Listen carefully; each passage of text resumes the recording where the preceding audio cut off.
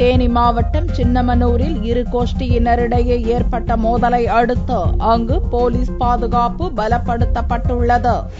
தேனி மாவட்டம் சின்னமனூர் சொக்கநாதபுரத்தில் இரு பிரிவினர் வசித்து வருகின்றனர். வரும் விநாயகர் சதுர்த்தி விழாவிற்காக சிலை வைப்பது குறித்து வ.உ.சி. நகர் மற்றும் முத்தாலம்மன் தெரு ஆகிய இரு தெருக்களைச் சேர்ந்தவர்கள் பேச்சுவார்த்தை நடத்தினர்.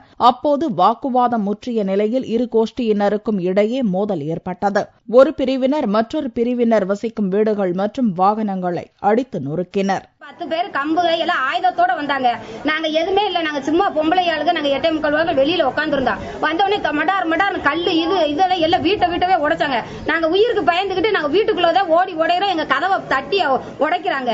எல்லாத்துமே இந்த வண்டி எல்லாத்தையுமே சேதப்படுத்திட்டாங்க. தகவல் அறிந்து சம்பவ இடத்திற்கு விரைந்து வந்த போலீசார் பதட்டத்தை கட்டுப்படுத்தினர்.